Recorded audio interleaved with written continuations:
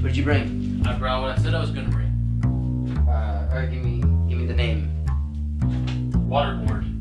Give me a synopsis. Give me a taste for. I'm here because I want you to read it. I'm not here to give you a preview of going it to and read then it. you can I'm read going- it. I'm here so I can say, read this. I'm going to read it. Just give me a synopsis of it. Give me a synopsis of it, and then I'll read it. Okay. Did you? Yeah. Right. There's a couple different characters, right? I mean, Okay. I'm not really. I didn't want to come over here and talk about it forever. I just wanted to maybe drop it off, maybe give it to you. All I'm asking is for. Did you look up those guys that I told you the stage actors? No, I didn't. I'm just gonna be honest. I could have said yes, but I'm gonna say no. Why? I asked you to do it a week ago. Yeah, I'm busy, so.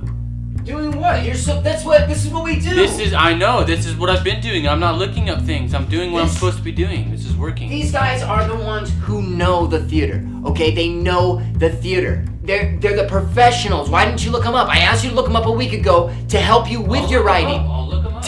I'll look them up. But you wrote your thing already. I'll look them exactly because I have. You want to know what the theater's about?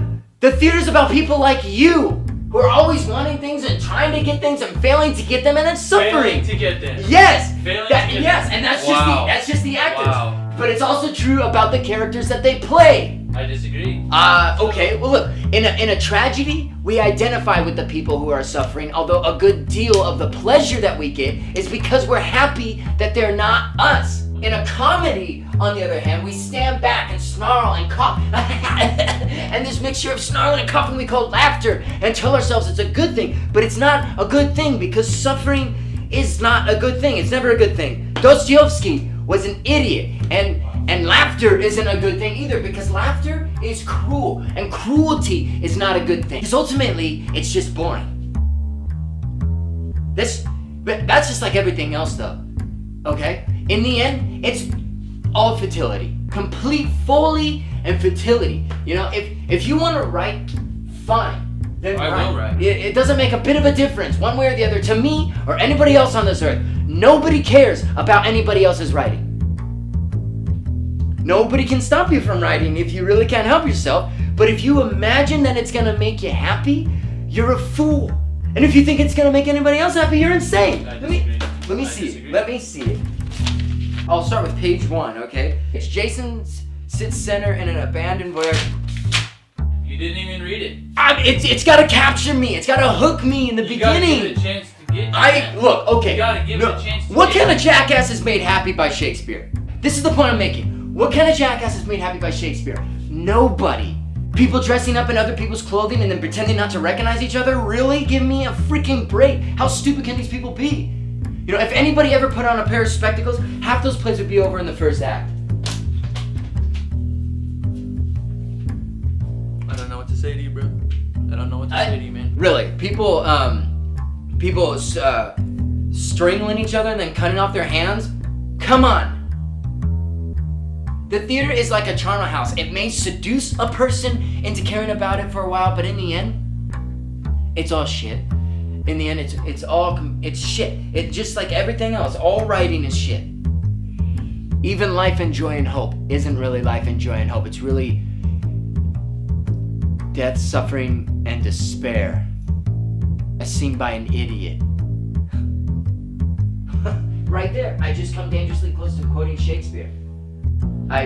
Clear evidence I haven't a single original thought in my mind.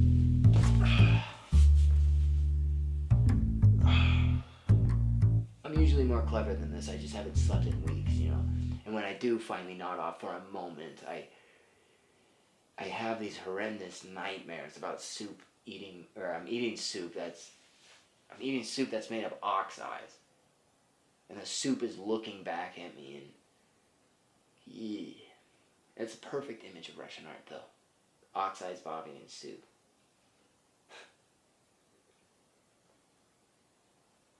Or I'm sitting in a field of thick, sweet smelling grass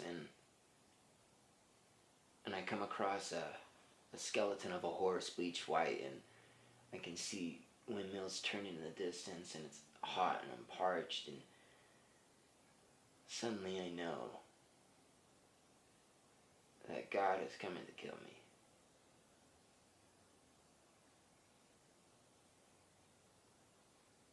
Yeah, I could feel it in the wind.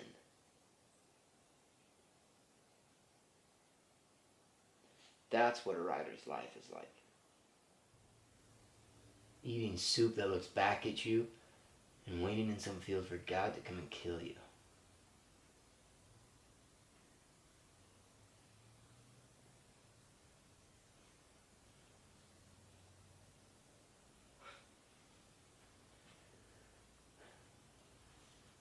I disappointed you. My bad. But if you want to be a writer, get used to it. Enjoy the high life.